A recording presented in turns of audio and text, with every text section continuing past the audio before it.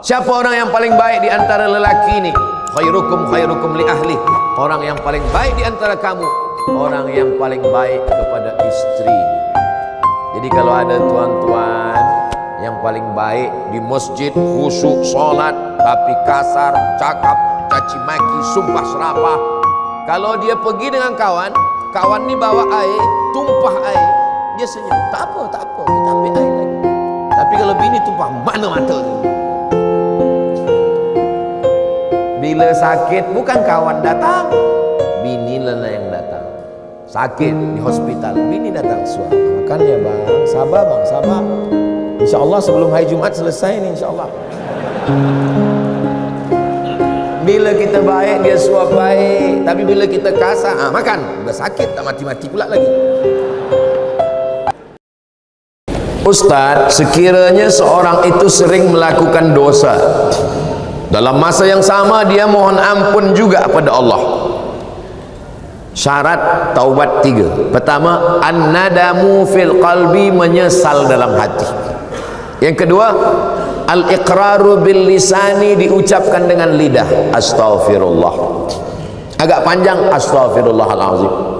Lebih panjang, astaghfirullahalazim alladzi la ilaha illa huwal hayyul qayyum wa atubu ilaih. Lebih panjang, Allahumma anta rabbi la ilaha illa anta khalaqtani wa ana 'abduka wa ana 'ala 'ahdika wa wa'dika ma sata'tu a'udzubika min syarri ma sana'tu abu laka bi ni'matika 'alayya wa abu bi dhanbi faghfir li fa innahu la yaghfiru dzunuba illa anta. Saya belum hafaz, gerak-gerakkan aja mulut. Menyesal dalam hati, ikrar dengan lisan. Yang ketiga, al-itmaru alla ya'uda ilaihi abadan, bertekad kuat tidak akan kembali kepada dosa. Orang yang lebih mendulukan istighfar di mulut daripada menyesal di hati, menyesal dulu baru mulut. Siapa yang mulut dulu beristighfar, belum ada menyesal di hati, kal mustahzi, seperti orang yang mengejek, mengolok-olok Allah SWT. Mudah-mudahan kita berubah di bulan haram, bulan Muharram, bulan mulia. Kita semuanya menyesal, istighfar, dan tak mengulangi lagi, insyaAllah. Amin ya Rabbal. Al-Fadil, Tuan Guru Ustaz Somad, apakah hukum membawa anak kecil ke masjid, dalam masa yang sama membiarkan anak mengganggu orang sedang sembahyang? Ada namanya sobi, ada namanya mumayyiz, ada namanya amrat, ada namanya baligh. Baligh dah menimpi, dah baligh. Amrat dah tumbuh tipis. Tipis macam saya ni lah, tumbuh tipis. Mumayyiz sudah boleh membezakan mana makanan, mana kotoran. Sobi belum boleh membezakan. Jadi kalau budak kecil dia agak ribut, menjerit, kita katakan shh, dia diam, ini mumayyiz. Tapi bila kita kata begini, dia pula balik begini, itu sobi.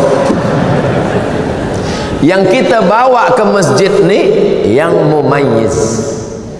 Sebab yang sobi ini dia tak terkendali.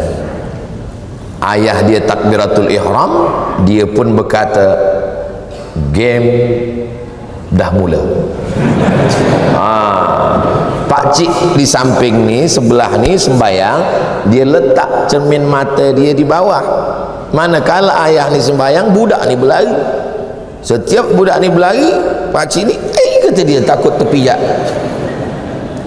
Lepas sembayang, assalam, tak sampai salam ki, assalamualaikum, anak engkau ni. Jadi yang kita bawa ni yang mumayyiz. Yang sobi tak boleh kita bawa. Berapa umur mumayyiz ni? 4 tahun, 5 tahun. Tengok budak, berapa budak. Ada pula puan bercakap, saya Pak Ustaz, jangankan anak, laki saya pun belum mumayyiz lagi. Na'udzubillah. Apa hal ni?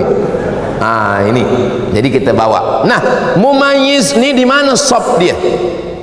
Budak yang mumayyiz belum akil baligh, dia sebenarnya tidak memutus saf kalau cukup 2 syarat. Jadi kalau ada orang sembahyang, dia letak anak dia di sebelah, sebenarnya budak ni tak memutus saf. 2 syarat. Syarat yang pertama, budak ni dah berkhitan. Jadi kalau budak kecil lahir 8 hari, akikah 7 hari berkhitan, maka sesungguhnya sudah bersih. Yang kedua, wuduk dia betul. Kenapa budak-budak kecil kita larang?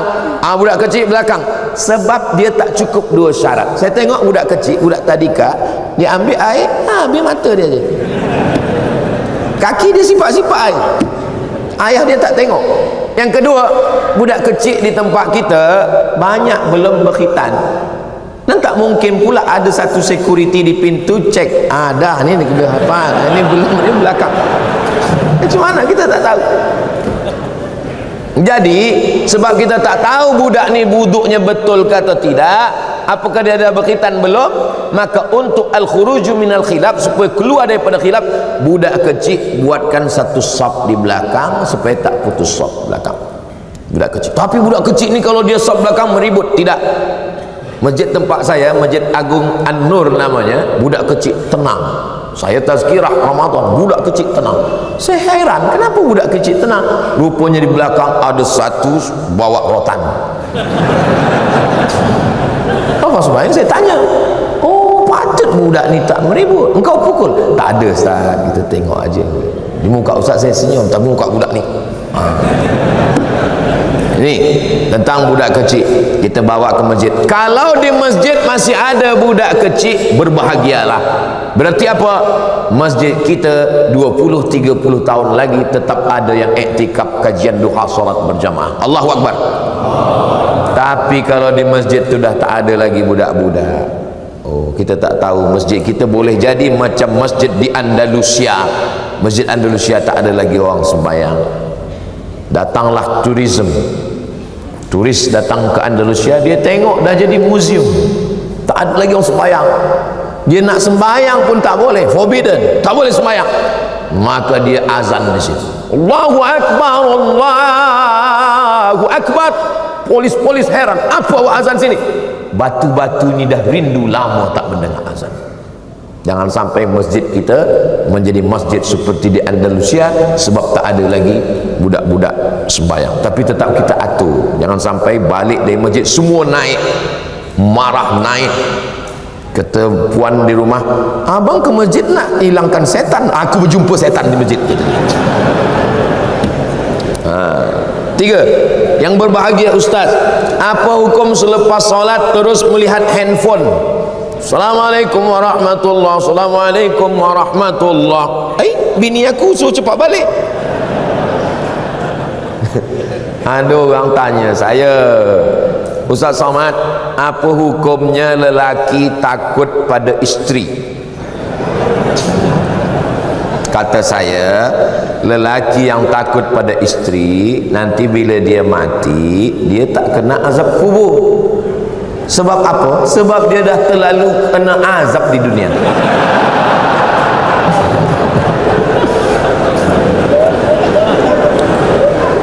Yang ini tak usah ingat, yang lain tadi aja ingat. Sembayang tu apa? Apa sembayang itu? Aqwalun, ucapan, maknanya Al-Fatihah, rukun. Wa af'alun, perbuatan, tegak, mengangkat tangan, ruku, i'tidal, sujud, duduk atas sujud, salam, tasyahud. Mufattatahatun bitakbir, dibuka dengan takbiratul ihram. Wa muhtatamatun bitaslim, ditutup dengan salam. Itulah sembahyang. Assalamualaikum warahmatullahi, Assalamualaikum warahmatullahi. Sembahyang dah selesai. Tapi dia tak ikut sunnah. Sunnah paling elok doa. Bila doa yang paling afdal ya Rasulullah? Ba'dal maktubah, ba'dal faridah, selepas salat fardu berdoa, berzikir dulu. Astaghfirullahaladzim, subhanallah, subhanallah, subhanallah, alhamdulillah, alhamdulillah, Allahu Akbar, Allahu Akbar. Habis itu berdoa. Kenapa tak berzikir? Bila kita berzikir, malaikat-malaikat turun. Malaikat menengok orang berzikir, memanggil malaikat yang lain, halummu ila hajatikum, inilah yang kamu hajatkan, yang kamu cari-cari. Malaikat pun ikut berzikir dan mengaminkan doa. Doa kita itu pun diaminkan. Ad-da'i yang berdoa, wal mu'ammin yang mengaminkan, fil ajri sawa, balasannya sama, maka aminkan. Allahumma inna nas'aluka salamatan fid din. Amin. Aminkan. Ini banyak sekarang tak mengaminkan. Bila ditanya, kenapa engkau tak aminkan doa imam? Imam tu minta hujan, ustaz. Saya berniaga ais krim.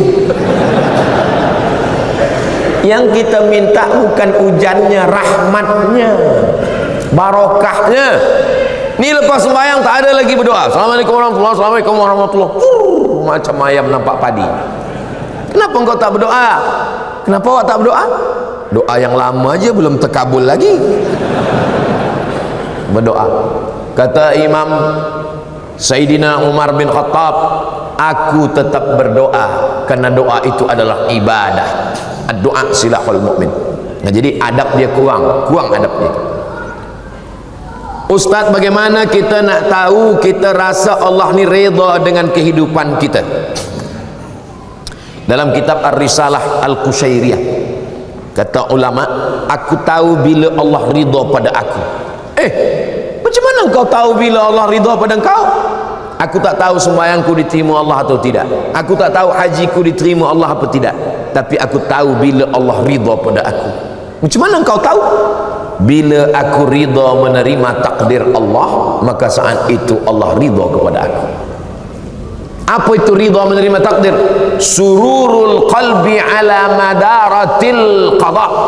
Hati senang, hati bahagia menerima ketetapan Allah Subhanahu wa taala. Ini berat. Banyak orang hanya pada level sabar. Kalau sabar itu hanya menahan tapi tak bahagia. Yang lebih daripada itu di atas sabar adalah ridha. Senang hati, lapang dada, tak sempit jiwa menerima takdir Allah. Dia tidak menengok ketetapannya, yang dia tengok siapa yang membagikannya kepada dia. Ini berat. Doakan supaya Ustaz Somad boleh ridha menerima ketetapan Allah. 5. Saya ingin bertanya, bagaimana mahukan rumah tangga yang bahagia di sisi Allah? Puan, ada 5 hak pada suami. Tuan, ada 5 kewajiban. Kalau dilaksanakan, insya Allah kita boleh bahagia. Pertama, bagi makan. Yang kedua, bagi pakaian. Yang ketiga, bagi tempat tinggal. Yang keempat, bagi pendidikan. Yang kelima, bagi perhatian. Sebab perempuan ni nak diperhatikan.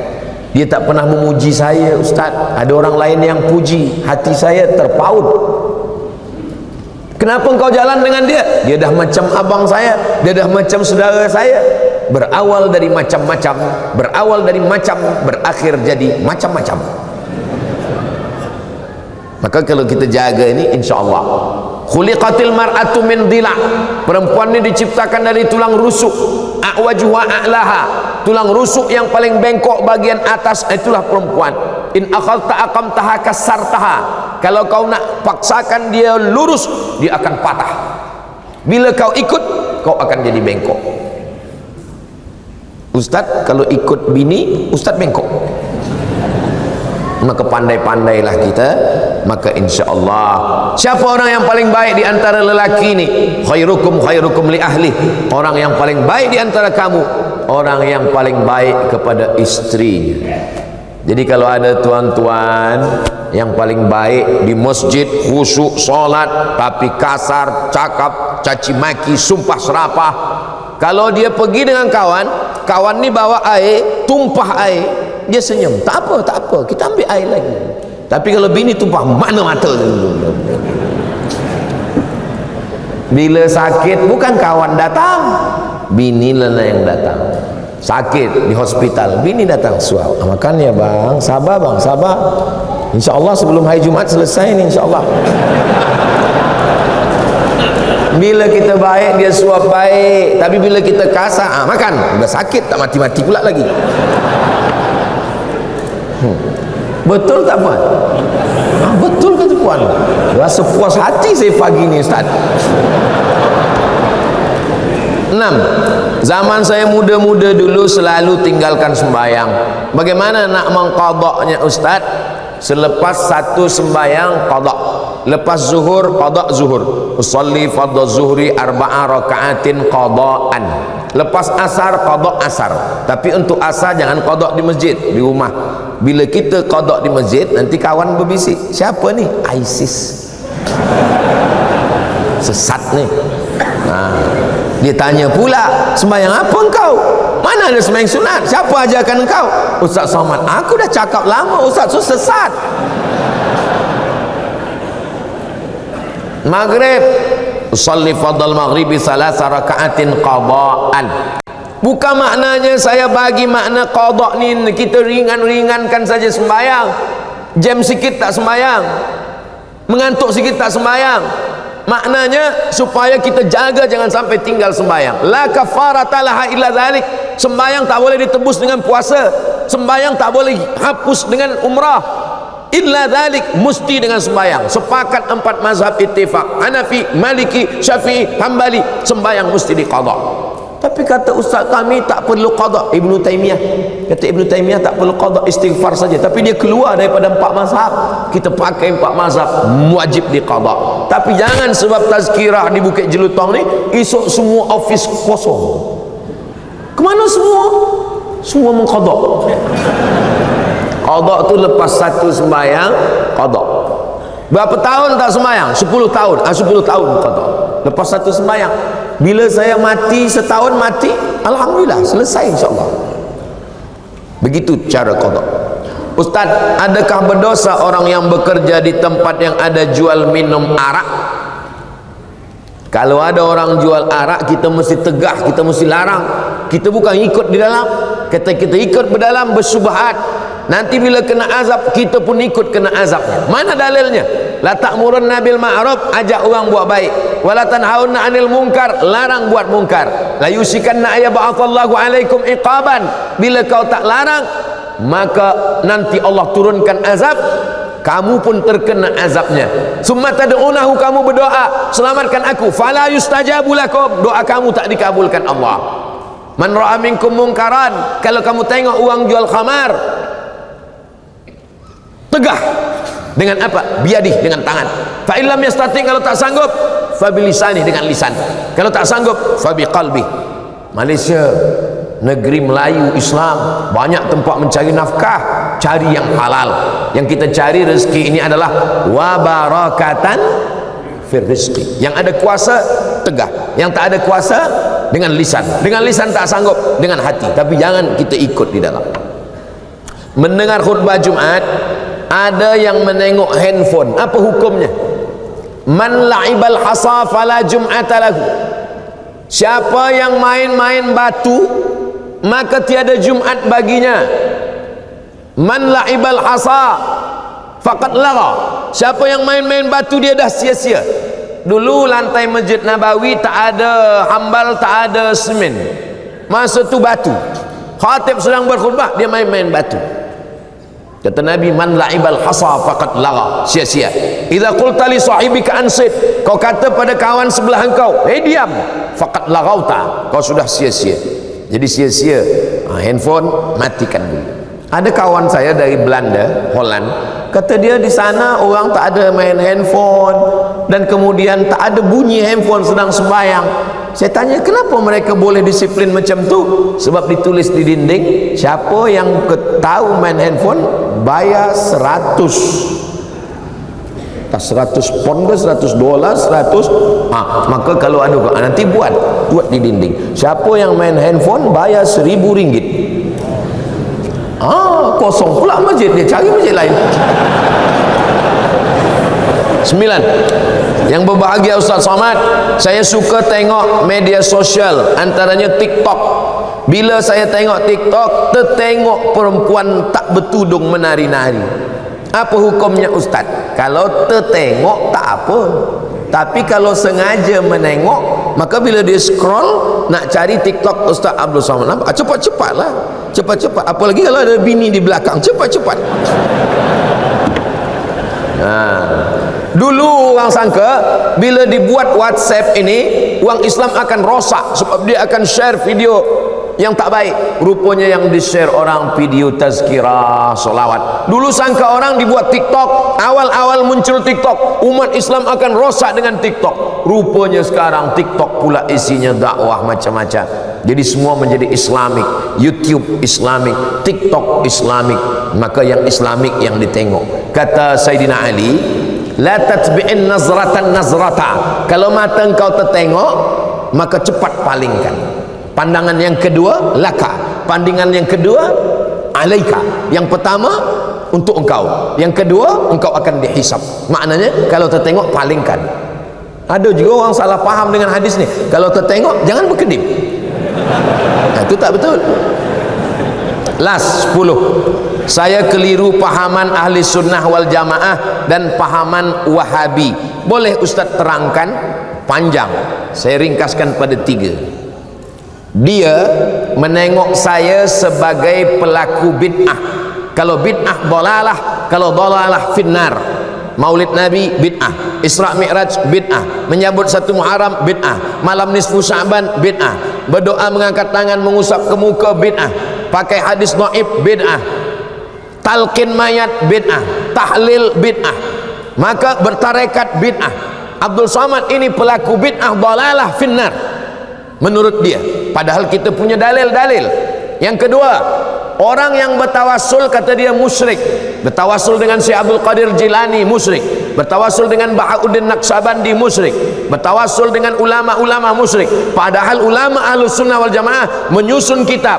Muhaddis dari Maghribi Syekh Abdullah bin Siddiq Al-Ghumari menulis kitab Ittihaful Azkiya bijawazit tawassul bil awliya wal anbiya.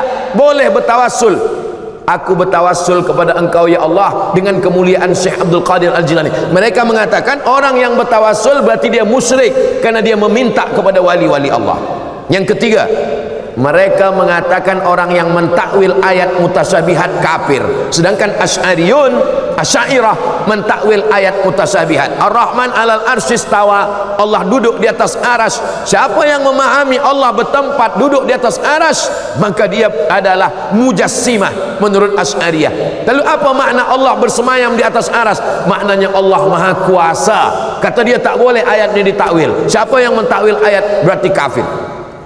Itulah percanggahan yang membuat kita tak boleh bersatu.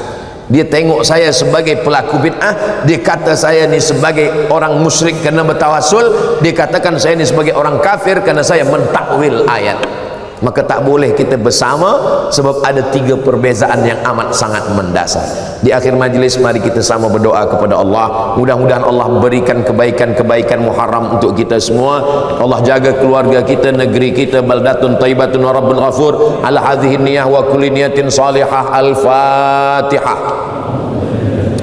أعوذ بالله من الشيطان الرجيم بسم الله الرحمن الرحيم الحمد لله رب العالمين الرحمن الرحيم مالك يوم الدين إياك نعبد وإياك نستعين اهدنا الصراط المستقيم صراط الذين أنعمت عليهم غير المغضوب عليهم ولا الضالين آمين اللهم صل على سيدنا محمد وعلى آل سيدنا محمد السلام عليك يا رسول الله لا تدع لنا في مقامنا هذا وفي ساعتنا هذه dzamban illa ghafartah.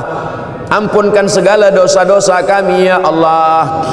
Wala aiban illa satartah. Tutupi segala aib cacat kekurangan kami ya Allah. Wala maridan illa syafaitah. Saudara kami yang sakit berikan kesihatan, kesembuhan ya Allah. Wala mayitan illa rahimtah. Orang tua kami, sahabat kami yang sudah mendahului kami, guru-guru kami, jadikan kuburnya taman-taman surgamu ya Allah. Wala musafiran illa wasalta.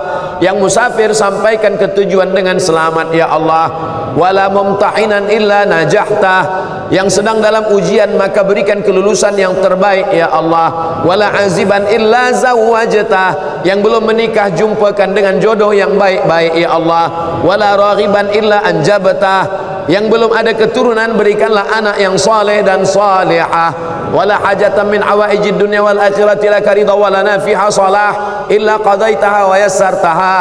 Segala hajat dunia hajat akhirat baik bagi kami dan engkau ridha, maka tunaikanlah ya qadiyal hajat, engkau yang menunaikan segala hajat, ya rafi'ad darajat, engkau yang mengangkat segala darajat. Allahumma aftah lana abwabal khairi wa abwaban ni'mah wa abwabal barakah, bukakan untuk kami pintu segala kebaikan, nikmat dan barakah. Allahumma ja'al hadzal balada baladan amina, jadikan negeri Melayu, negeri Islam ini negeri yang aman dan damai.